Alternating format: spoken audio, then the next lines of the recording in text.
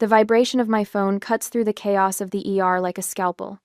3 trauma cases in the last hour, and now the device buzzes against my hip with an urgency that makes my stomach clench. No one calls during my shift unless something is wrong. I duck into the supply closet, tearing off my blood-spattered gloves. The caller ID shows Lily's name, and my heart pounds against my ribs. "Honey? What's wrong?" Her voice comes through, choked with sobs. "Mom, my key doesn't work anymore." "What do you mean it doesn't work?" I press the phone closer to my ear, straining to hear her over the hospital announcements. "I put it in and it won't turn." Lily's words tumble out between ragged breaths. I'm outside and it's raining really hard and Oscar won't stop crying in his carrier. I close my eyes, trying to picture the scene. My 12-year-old daughter standing on our porch, her backpack soaked, clutching the cat carrier while rain pours down around her. "Where's Grandma? Or Tessa?" Nobody's answering the door. I can see lights on inside, but nobody comes when I knock. Cold dread washes through me. "I'll be right there, honey. Go to the side porch where there's more cover. I'm leaving now." I burst out of the supply closet, nearly colliding with Dr. Martinez. The ER is a battlefield of stretchers and monitors, and the constant beeping of vital signs. "Gianna, we need you in Bay 3. The GSW from the pile-up needs." My daughter's locked out of the house. The words taste like panic on my tongue. "I have to go." He blinks at me. "We're swamped. Can someone else get her?" There is no one else. The truth of those words hits me with startling clarity. There never has been. I push past him toward the nurse's station, where Supervisor Wheeler is updating charts. Her eyes narrow as I approach. "Nancy, I need to leave. Family emergency." She sighs heavily. "Gianna, we're short 3 nurses already. Can it wait until—" "My father just died, Nancy." The words land between us with the weight of the earth. "Go." "Ken?" The rain is coming down in sheets by the time I pull into our driveway. Through the windshield wipers, I can make out Lily's small figure huddled under the side porch overhang. Her hair is plastered to her head, uniform soaked through. The cat carrier at her feet emits miserable yowls. I leave the car running and sprint through the downpour, water soaking through my scrubs in seconds. "I'm here, baby. I'm here. I'm here." Lily collapses against me, her body shaking. "Why doesn't my key work?" "I don't know, honey." I stroke her wet hair, my mind racing. "Let me try mine." We move to the front door, and I notice the curtains shift slightly in the living room window. Someone's home. My key slides in but won't turn, just as Lily said. I pound on the door. "Hello? Marjorie? Tessa? Open up." The door swings open, and I find myself face to face with my mother. Marjorie stands in the entryway, wine glass in hand, her silver hair perfectly coiffed. Behind her, my half-sister Tessa leans against the wall, swirling her own glass of red wine. "Well." Marjorie takes a slow sip, her eyes traveling over our drenched figures. "You got here faster than I expected." "What's going on?" I ask, trying to usher Lily inside. "Why aren't our keys working?" Marjorie blocks the doorway with surprising firmness for a 65-year-old woman. "We've decided you and Lily don't live here anymore." The words don't make sense at first, like they're in a language I don't speak. "What are you talking about? This is our home." "Not anymore." Tessa steps forward, smirking. She points toward the street. "Your things are on the curb. What's left of them anyway. The rain's been pretty brutal today." I follow her gesture and see cardboard boxes disintegrating in the downpour, clothes and books spilling onto the sodden lawn. My medical textbooks, Lily's school projects, our lives dissolving in the rain. Oscar lets out another pitiful meow from his carrier, his cries cutting through the sound of rainfall. Something cold and hard settles in my chest. I look at Marjorie, at the woman who gave birth to me, who I moved back home to help when Dad got sick, and see nothing familiar in her eyes. "Understood." My voice comes out quiet but steady. Tessa's eyebrows rise, like she's disappointed by my lack of hysterics. 2 years ago, I'd given up my downtown apartment, paused a promotion track at the hospital, to move back and care for my terminally ill father, Dr. Peter Reynolds had been respected by everyone except, apparently, his own wife. I'd fallen into the familiar pattern, stepping in when others stepped back. Working 14-hour hospital shifts, then coming home to manage medications, appointments, and the household while Marjorie played bridge and Tessa visited only when it was convenient. Dad's words echo in my head. You've always been the strong one, Gianna. I'd made an unspoken promise to hold our family together after his death. I just hadn't expected to be fighting for survival quite so literally. Come on, Lily, I say softly, turning away from the door. Let's get our things. We walk back into the rain, toward the soggy boxes on the curb. Lily's shoulders are shaking, but she doesn't cry. She's her mother's daughter. I pop the trunk of my Honda CR-V and start gathering what I can salvage. Books with warped pages. Photo albums where colors bleed together like watercolors. Lily's science fair ribbon. The ink running down the fabric. Marjorie steps onto the porch, watching us. Your father spoiled you, she calls out. This was always my house. I notice the neighbors' faces in windows across the street, watching the spectacle. Mrs. Donovan, with her hand over her mouth. The Fishers, whispering to each other behind their curtains. I walk back to the door one last time, rain streaming down my face. We'll be at the Residence Inn on 5th, I say calmly. Forward our mail. Lily tugs at my soaked scrub top. But Grandpa's books are still inside, she whispers, her voice breaking for the first time. I squeeze her hand and look directly into Marjorie's eyes. Trust me, honey, this isn't over. Something flickers across my mother's face. Surprise, perhaps, at not finding the doormat she's used to walking over. Behind her, Tessa refills her wine glass, but her hand isn't quite steady. As we drive away, I catch a glimpse of Marjorie in the rearview mirror, still standing on the porch. For a moment, I see what's always been there, not maternal love, but resentment. Resentment of the bond I shared with my father, a bond she never had. The rain drums on the roof of the car. Beside me, Lily cradles Oscar's carrier. Ahead of us, uncertainty. But for the first time in 2 years, I feel something unexpected unfurling in my chest. It feels strangely like freedom. The Residence Inn room looks like a hurricane aftermath the next day. Soggy cardboard boxes form islands across the beige carpet. Lily's school uniform drapes over the shower rod, still dripping. Oscar huddles beneath the desk, his orange fur matted and damp, refusing to come out. I've laid out every salvaged possession like artifacts at an archaeological dig, cataloging what survived the rain and what didn't. My nursing textbooks with warped pages. Lily's science project notes bleeding into illegibility. A family photo where my father's face has blurred into a watercolor ghost. Michael Porter's office. A crisp voice answers on the 4th ring. This is Gianna Reynolds, I say, pressing the phone against my ear. I need to speak with Michael immediately. It's about my father's estate. I'm sorry, Miss Reynolds, but Mr. Porter is in court today and...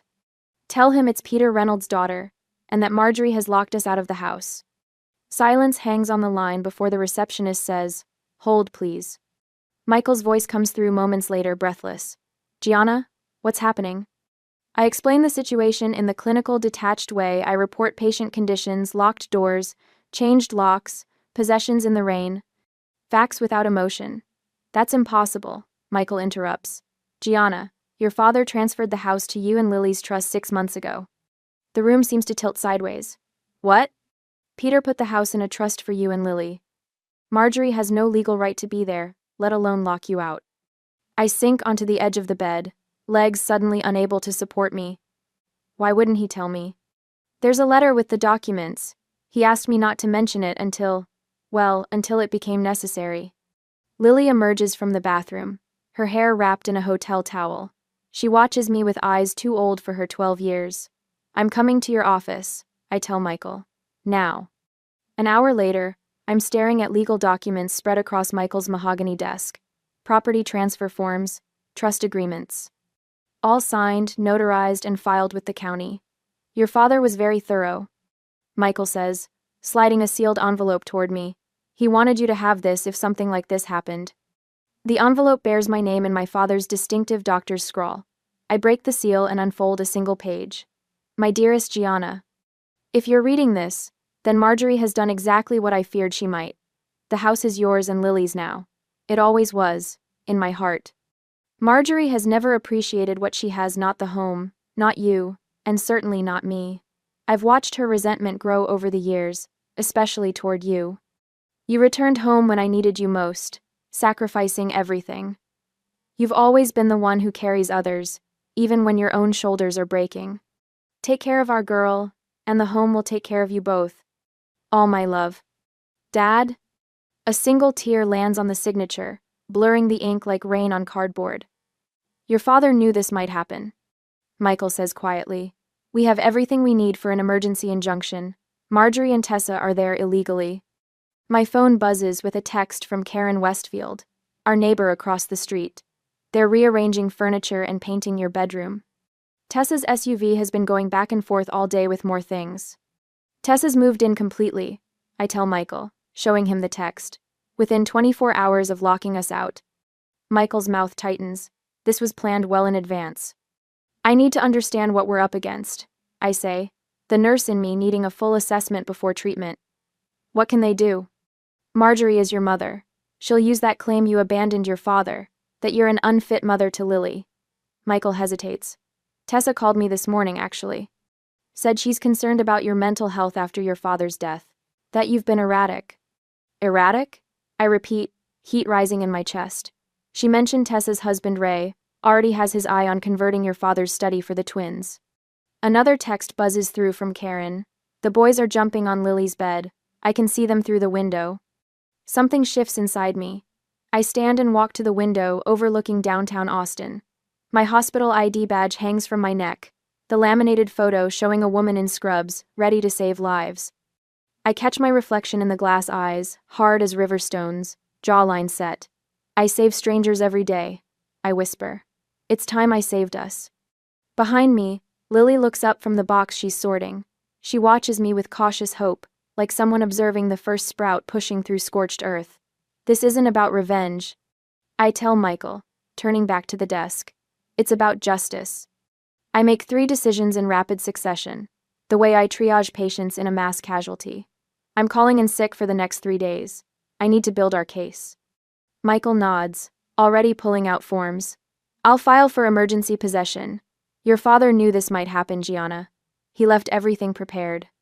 Back at the hotel, I find Dr. Sarah Williams waiting in the lobby with 2 suitcases. She says simply, clean scrubs, clothes for both of you, and real shampoo instead of those tiny hotel bottles. I haven't cried since finding my father's body 2 weeks ago, but Sarah's kindness nearly breaks me. Lily's teacher, Miss Bennett, arrives an hour later with schoolwork and a quiet strength that reminds me of my father. Lily's one of our strongest students, she tells me privately, and I've documented everything she's said about the situation for your records. By evening, the hotel room has transformed from disaster zone to command center. Michael has arranged a meeting with the bank manager who confirms the trust details and offers a temporary credit line against the home's equity. Your father's foresight was remarkable, the manager tells me. The trust is ironclad.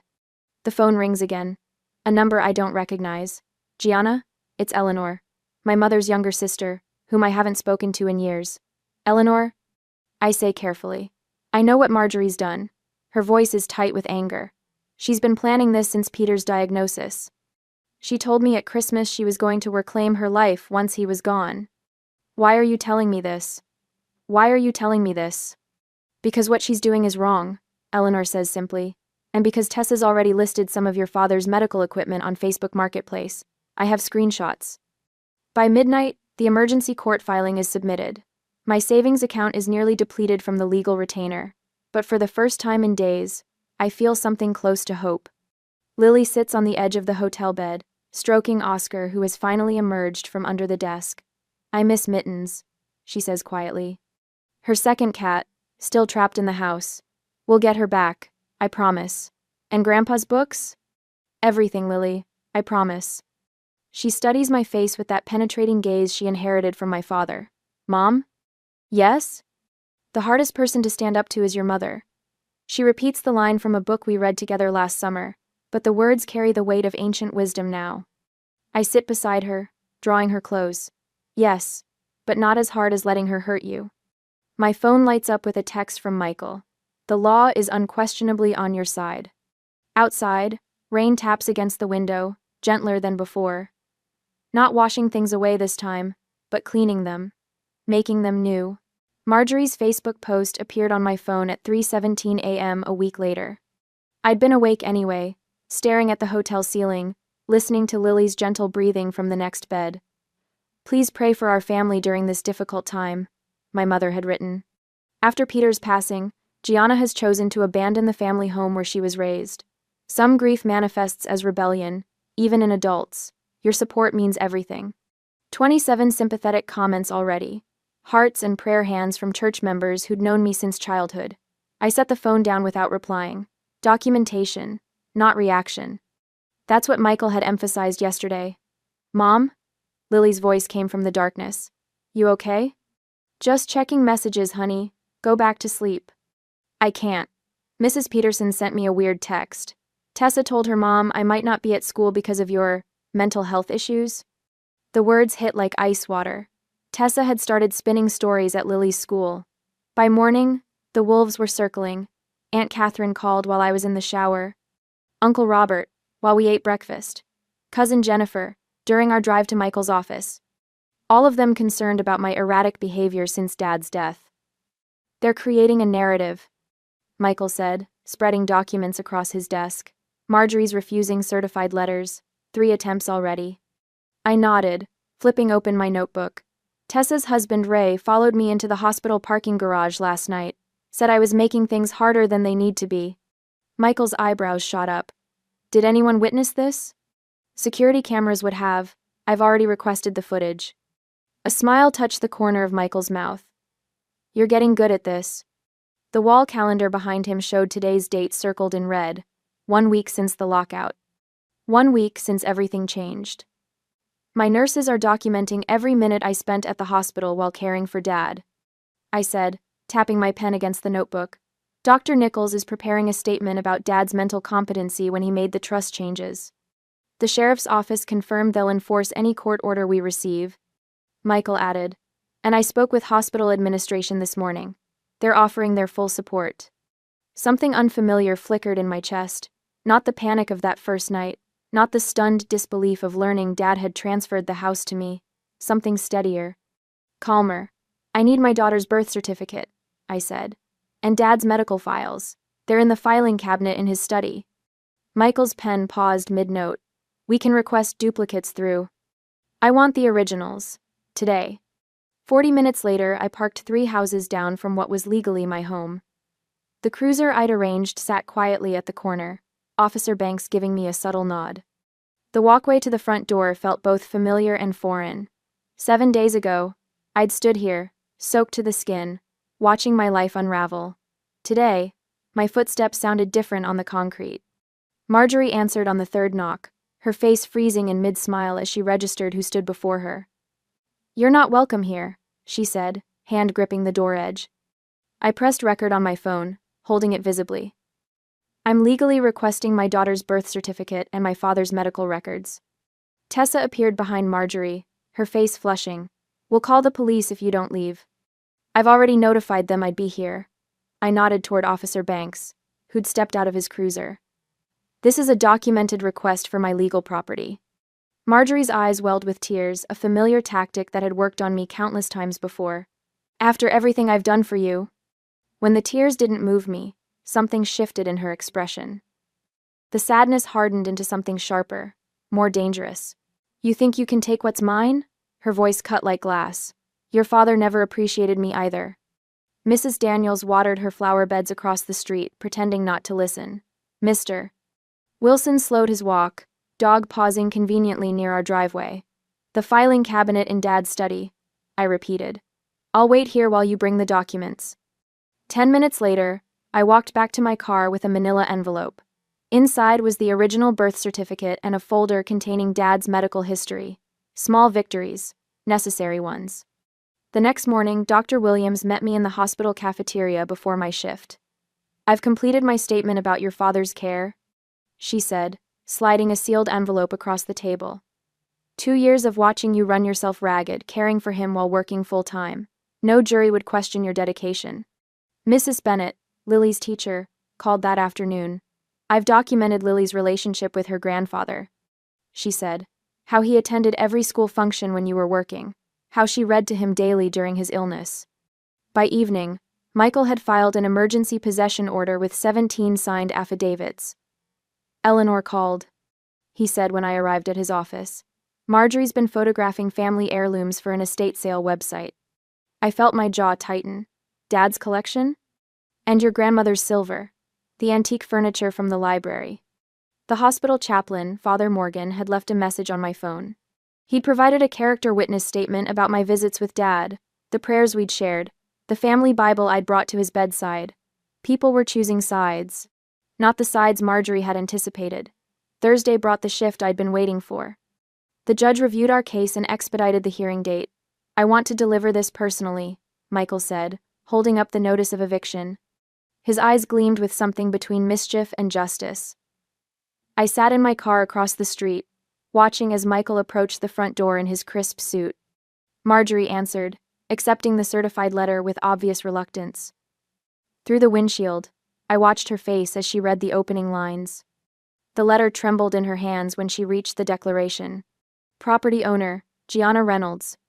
Tessa appeared in the doorway, phone pressed to her ear, lips moving rapidly as she called their attorney. Marjorie didn't move, the paper still clutched in her hands as Michael walked back to his car. For the first time since this began, I saw something besides manipulation in my mother's expression. Understanding. The realization that I wouldn't back down. That evening, Michael spread our documentation across his conference table like a general mapping a battlefield. Court affidavits from 3 of Dad's doctors confirming his mental competency. Trust documents with the ownership transfer timeline highlighted. The photographs I'd taken of our belongings on the curb, rainwater seeping through cardboard, Lily shivering under the porch light. The calendar is particularly powerful, Michael said, pointing to the color-coded schedule I'd maintained.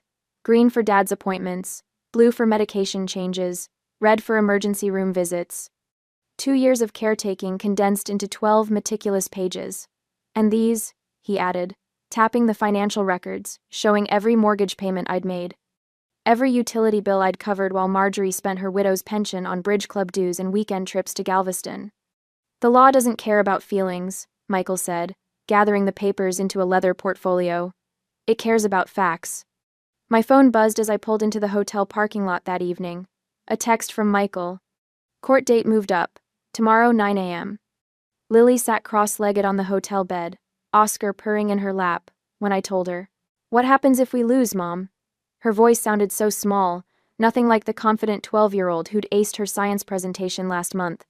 I sat beside her, running my hand over Oscar's soft fur. We won't. Your grandfather made sure of that. Later, after Lily fell asleep, I opened the folder I hadn't shown Michael. Inside was a handwritten letter from Dad to the judge, dated 3 weeks before his death, explaining why he'd transferred the house to me instead of his wife of 40 years. His elegant doctor's handwriting filled 3 pages with truths Marjorie never wanted exposed. Tomorrow the final battle. But tonight, for the first time since the rain-soaked lockout, I slept without waking. The courthouse gleams like a fortress in the morning sun as I adjust my blazer. No scrubs today. Today I am not Gianna the nurse, but Gianna the plaintiff, fighting for what's rightfully mine. Lily stands beside me, her posture straight despite her trembling hand in mine. Ready? Michael Porter asks, briefcase bulging with our ammunition. I nod. We've prepared for this.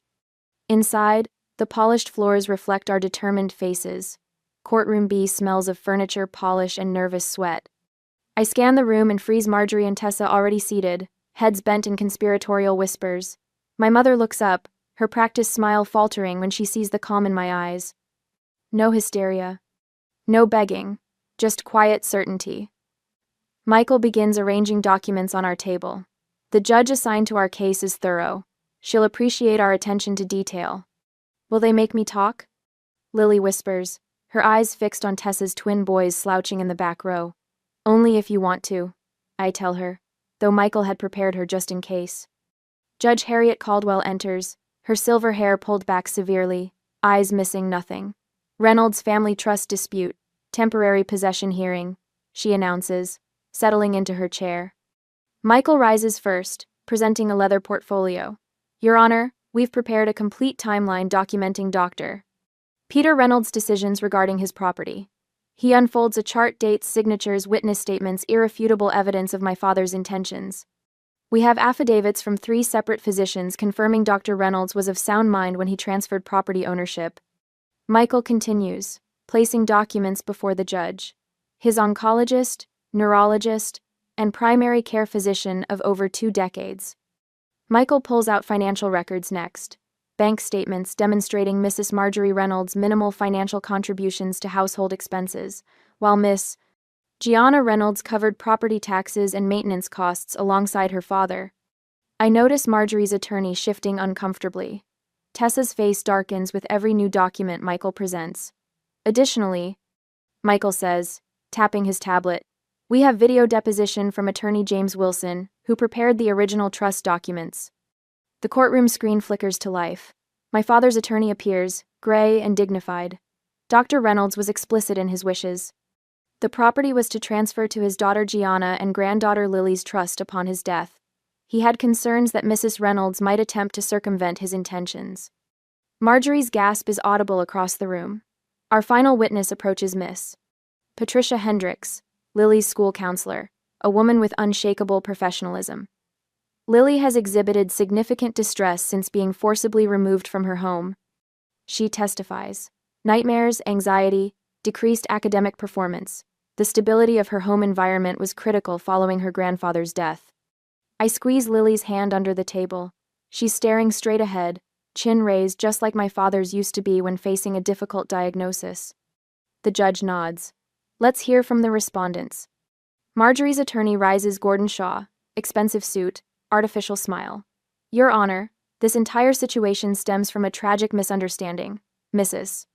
Reynolds had every intention of allowing her daughter and granddaughter to remain in the house temporarily. Marjorie produces a handkerchief, dabbing at invisible tears. I cared for my husband throughout his illness. She claims, voice quavering perfectly. Throughout our marriage, tending to his every need. Gianna was rarely home, always at the hospital.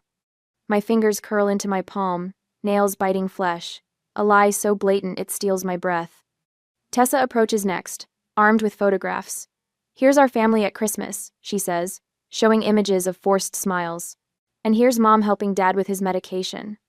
One carefully curated moment caught on camera, ignoring the 100 times I'd found his pills untouched when I returned from shifts. Character witnesses from our church file forward people who'd visited for an hour on Sundays. Gianna was rarely present for church functions, Mrs. Patterson says, avoiding my eyes. Marjorie was always there, asking for prayers for her husband. Praying publicly while neglecting him privately. The lockout was unfortunate, Shaw concludes, but necessary. Tough love. Gianna has become increasingly dependent at her age. Judge Caldwell's expression reveals nothing as she makes notes. For one terrible moment, I see doubt in her eyes. My turn comes. I rise slowly, channeling every ounce of professional composure I've developed in emergency rooms. Your Honor, I moved home 2 years ago specifically to care for my father during his illness. I begin, my voice steady. I coordinated my hospital shifts around his care needs. Michael presents my work schedules alongside my father's treatment calendars, showing how I'd arranged everything around being home when he needed me most. The courtroom door opens. A familiar figure slips in. Marjorie's sister Eleanor, whom I haven't seen since the funeral. Marjorie's face contorts in surprise. Miss Eleanor Blackwell has requested to provide testimony, Michael announces. Eleanor walks forward. I visited my brother-in-law weekly during his illness. She states firmly. On numerous occasions, I found him alone while my sister was at social engagements. It was Gianna who adjusted his medications, prepared his meals, and ensured his comfort. Marjorie half rises before her attorney pulls her back down. Michael produces a sealed envelope. Your Honor, Dr. Reynolds anticipated potential disputes. He prepared this letter to be presented to the court if necessary. Gaia.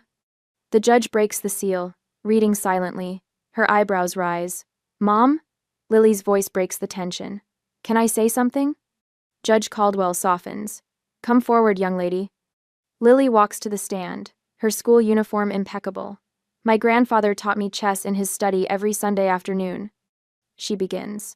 Even when he was really sick, he told me the house would always be there for Mom and me, that he'd made sure of it. He said Grandma didn't appreciate what she had. Tears build in my eyes, but I blink them back. Dignity, not drama, will win this fight. I just want to go home, Lily finishes simply. I could launch into details about Marjorie's neglect. Instead, I say, the documented evidence speaks for itself, Your Honor. Marjorie stands abruptly. She manipulated her dying father, she shouts, pointing at me. Peter wasn't thinking clearly. Mrs. Reynolds, control yourself, Judge Caldwell warns. During the recess, Michael steps into the hallway. Tessa's husband Ray follows him. A security camera captures Ray's threatening whisper. You'll regret taking this case. Back in session, Marjorie's attorney challenges the trust documents. His argument backfires when it becomes clear they'd known about the trust for months, their signatures on file. Mrs. Reynolds, these medical records indicate you attended only 3 of your husband's 27 oncology appointments, Judge Caldwell observes. Is that correct? Marjorie fumbles for an explanation. Tessa leans toward her attorney, whispering urgently. I catch fragments. Already spoke with the agent about listing. The judge's head snaps up. What agent would that be, Mrs. Peterson? Tessa blanches, realizing her mistake. A reporter sits in the back row. Marjorie approaches him during the next break. My ungrateful daughter abandoned her father, and now wants to steal my home. My colleagues from Austin General file into the courtroom, a silent wall of support. Judge Caldwell closes her folder with finality. I am granting temporary possession of the property to Gianna Reynolds and Lily Reynolds, effective immediately. Sheriff's Department will escort Mrs. Marjorie Reynolds and Mrs. Tessa Peterson from the property by 5 p.m. today. Final hearing is set for 3 weeks from now. Marjorie collapses back in her chair, her performance finally faltering. Outside the courtroom, her attorney approaches Michael. We should discuss settlement terms. I shake my head. We're past the point of negotiation. In the hallway, Tessa and Ray argue loudly. You said this would be easy, he snaps. Now where are we supposed to live? I lead Lily toward the exit. The sunlight outside feels different, somehow cleaner, brighter. Is it over? Lily asks, looking up with cautious hope. Almost, I tell her, keys already in hand. We're going home. The phone rang at 7:15 a.m. I stared at the caller ID, my thumb hovering over the screen. Mother. 3 days before the final hearing. Gianna, Marjorie's voice quavered when I answered. I didn't sleep all night thinking about this situation. I said nothing, letting the silence stretch between us. I'm still your mother. Her voice broke. Family should come first. You know that's what your father would want. I stirred my coffee, watching the cream swirl. Dad made his wishes very clear in the trust documents. People are talking, Gianna. The whole church is praying for reconciliation. The wobble in her voice hardened. Pastor Williams called yesterday. He reminded me that Christian forgiveness requires reconciliation. My phone buzzed with an incoming text. Uncle Robert, we need to find a compromise before Thursday. This is tearing the family apart. Tessa's boys are devastated, Marjorie continued. They've already moved their things into the upstairs bedrooms. Now they have to pack again. Those rooms never belonged to them. I said quietly. We could share the house, Marjorie pressed.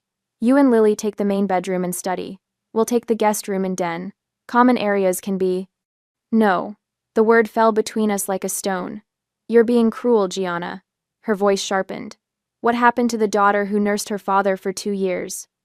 Who put everyone else first? She got locked out in the rain. I ended the call as another text arrived. I set my phone face down on the counter, my hands trembling slightly. Mom? Lily stood in the doorway, Oscar winding around her legs. Was that Grandma again? Yes, honey. I forced a smile. Nothing important. Michael called an hour later. Marjorie's attorney filed a motion this morning. They're requesting a mental health evaluation, claiming your grief has impaired your judgment. My stomach clenched. Can they do that? It's a delay tactic, Michael said. But the hospital called me too.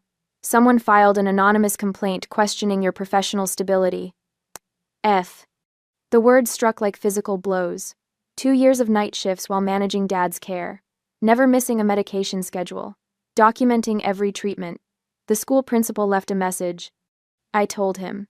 Apparently, Tessa's been telling parents that Lily's not doing well in our temporary situation. I glanced toward Lily's room, where she was quietly reading. Michael, am I being too harsh? Should I consider some kind of... No, Michael cut in. Remember what your father wrote in his letter to the judge. Marjorie has never appreciated boundaries, which is why I've drawn this one so clearly. Stay the course, Gianna. Wednesday morning, the day before the final hearing, my phone rang as I was preparing Lily's lunch.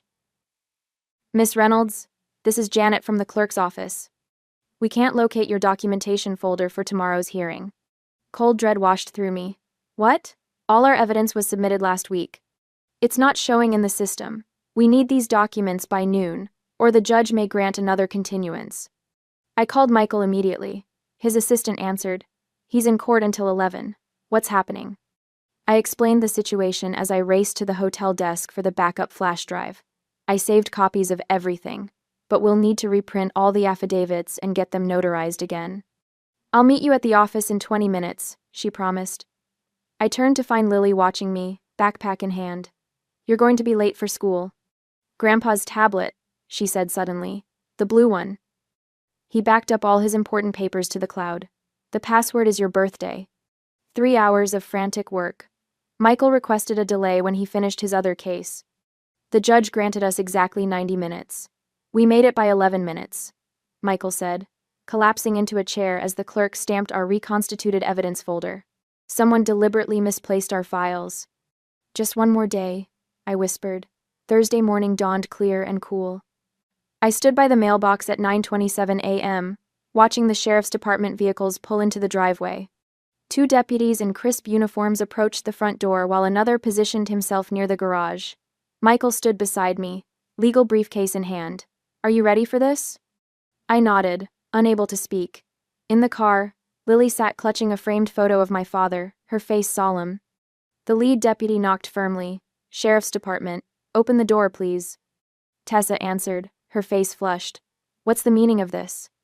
The deputy held up an official document. I have a writ of possession to execute. Are you Marjorie Reynolds? I'll get my mother, Tessa said, her voice tight. Marjorie appeared moments later, hair perfectly styled despite the early hour. I need to see that order. I'm not letting strangers into my home. Ma'am, I'm required by law to read this aloud. Then you'll have 20 minutes to collect essential personal belongings under supervision. As the deputy read the court order, Marjorie's eyes found mine across the lawn. The hatred in them was palpable. You have 20 minutes, the deputy concluded. We'll accompany you to ensure only personal belongings are removed. I remained by the mailbox as deputies entered with Marjorie and Tessa. Michael activated the recording feature on his phone, documenting the entire process. Inside, I heard Marjorie's voice rising in protest. Those are family heirlooms. They belong to my husband's mother. Ma'am, we have an inventory list provided by the court. Those items are specifically listed as property of the trust. I closed my eyes, remembering the meticulous room-by-room inventory I'd created before moving back. Every photograph, every book, every piece of silver documented with my father's signature. A deputy emerged, carrying a cat carrier. Found this little guy hiding under a bed. Seems a bit malnourished. Oscar's plaintive meow made my throat tighten. I took the carrier to Lily, who opened the door immediately, tears streaming down her face. He's so skinny, Mom, she whispered, fingers gently stroking his fur through the grate. The minutes ticked by. Deputies carried out boxes of clothing and personal items, checking each against the inventory. I heard Marjorie's voice rising again. Then Tessa's husband raised deeper tones, joining the argument. Sir, step back now, came a deputy's firm command. Threatening language will not be tolerated. 17 minutes after entering, Marjorie emerged on the porch, clutching her purse. Tessa followed with a small suitcase. You'll regret this, Marjorie said, her voice carrying across the lawn. When you need family most, remember this moment. I met her gaze steadily. You already taught me how regret feels, standing in the rain with my daughter. The lead deputy approached with a clipboard. Miss Reynolds, we've completed the formal transfer of possession. There are several items missing from the inventory. We've documented everything for your attorney. He handed me a ring of keys, house keys, garage keys, the physical symbols of what had always been rightfully mine. Your father's medical equipment was improperly stored in the basement, the deputy added quietly. Some damage appears deliberate. We've photographed everything. Marjorie walked stiffly to her car without looking back.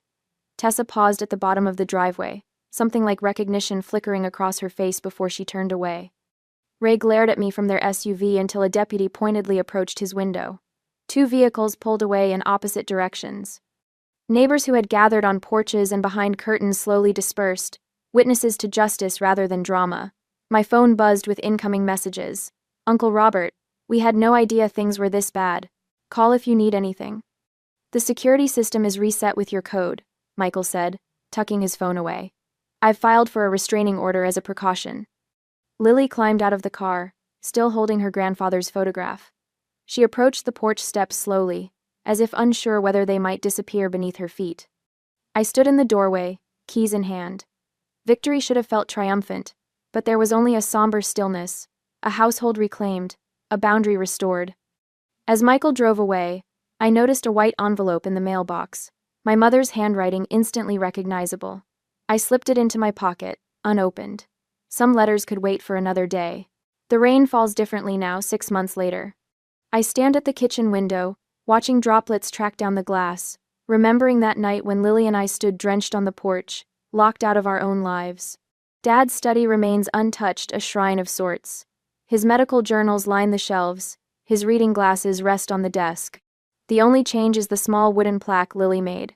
Dr. Peter Reynolds' Memorial Reading Room. Sometimes I sit in his chair, breathe in what's left of him, and read his journals. Not because I must, but because I want to. Lily's garden flourishes in the backyard despite the autumn chill. The Peace Project, she calls it. Rows of hardy mums and late-season vegetables, each plant tagged with careful handwriting. She tends it daily with a dedication that reminds me of her grandfather. The promotion letter from Austin Memorial sits framed on my desk, nursing supervisor, emergency services. Dr. Williams insisted I accept it. Your father would be proud, she'd said, squeezing my hand. And you've earned it, I'd cried then, the first tears I'd allowed myself since the eviction. The new security system hums quietly in the background. 6 cameras, motion sensors, reinforced locks. Not from fear, but from a promise to never again be vulnerable. Mom? Lily's voice floats from the front porch. Come watch the rain with me. I pour 2 mugs of chamomile tea and join her. We sit in matching rocking chairs, just as we did on countless evenings with Dad before his illness took him. The rain falls steadily, turning our yard into a glistening canvas. It's raining just like that day, Lily says softly, fingers wrapped around her mug. She's grown taller these past months, her face losing some of its childish roundness. The trauma aged her, but the healing has given her a quiet strength. Yes, I say, watching water sheet off the new porch roof. Same weather, different feeling. Lily rocks gently, her eyes tracking the rainfall.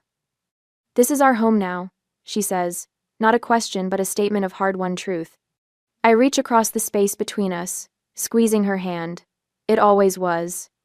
The rain that once symbolized our rejection now sounds like a lullaby, nature's percussion, accompanying our evening ritual. Later, I sit at my desk, journal open before me. Therapy homework, technically, but it's become more than that. Tonight's prompt stares up at me. How has your definition of strength changed? My pen hovers, then begins to move. Strength isn't just endurance. For so long I thought being strong meant carrying everyone's burdens, never complaining, always saying yes. I confused sacrifice with love. But real strength knows when to draw lines, when to say no, when to protect what matters most. The hospital committee invitation sits unanswered beside my journal. 6 months ago, I would have accepted immediately, stretching myself thinner in the name of dedication. Now, I see the request differently. Time with Lily is not negotiable. Some boundaries aren't betrayal, they're preservation. I glance at the framed quote on my wall. Dad's handwriting is familiar as my own. Strength isn't carrying everything, it's knowing what to put down. Quote. Oscar, now healthy and plump, jumps onto the desk and settles on my journal. His purr vibrates against my hand. Another small victory, the cat who once cowered during those hotel weeks, now sprawls with confident abandon. Last night, Lily slept through until morning. No nightmares, no anxious midnight calls. The first time since the lockout.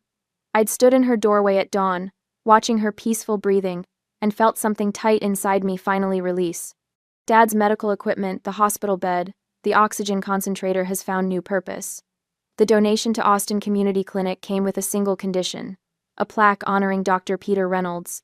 Service transformed into legacy. Friday movie nights have become sacred ritual, just Lily and me on the sofa, bowls of popcorn balanced on our laps, Oscar wedged between us. The family we've chosen, small but mighty. At the hospital, Jessica, a young nurse with haunted eyes, sought me out last week. My mother keeps taking my paycheck, she'd whispered. Says I owe her for raising me. I'd recognized the shame in her voice, the confusion of obligation twisted into exploitation. Let me share something I learned the hard way, I'd told her, pulling out the caregiver rights guide I'd created. 20 pages of resources, legal protections, and boundary scripts. The project that grew from our pain, now helping others navigate their own. Lily's school presentation, What Makes a Home, won first place last month. Her teacher called it surprisingly mature. On the final slide, Lily had written, "A home isn't just walls and a roof. It's a place where you're safe to be yourself." The spare bedroom that once collected dust now hosts Sarah, a traveling nurse whose apartment flooded last week. The same colleague who brought us clothes during those first desperate hotel nights. Circles completing themselves. My phone chimes with a notification. A Facebook post from Tessa showing her and Marjorie arguing over furniture at an estate sale. The comment section brims with their public drama. I quietly block both accounts. Eleanor's message arrived yesterday, tentative, hopeful. Maybe it's time for healing? She'd written. Family should find its way back together. My response took hours to craft. Eleanor, I value your place in our lives, but reconciliation requires acknowledgement and change. Neither has happened. My door remains open to you, but my boundaries with Marjorie and Tessa are not negotiable. The unopened letter from Marjorie sat in my desk drawer for months. I finally read it last night, 5 pages of justifications, selective memories, and subtle blame. No apology. I filed it away without response, choosing peace over the exhaustion of engagement. The rain intensifies as evening deepens. Lily brings her watercolors to the porch, capturing the glistening yard in blues and purples. I watch her work, struck by how her fingers move with certainty across the paper. Wind stirs the chimes hanging from the eave, the ones Lily and I made from Dad's medical alert tags. They catch the light from the porch lamp, sending gentle music into the damp air. Some storms wash things away, I say, watching raindrops catch in Lily's hair. Others help things grow. Lily looks up, brush poised mid-stroke. I like this storm better.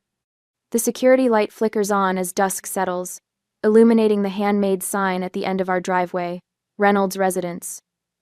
Not a declaration of ownership, but of presence, of persistence. Have you ever had to choose between family peace and your well-being? What boundaries did you need to set to protect what matters most?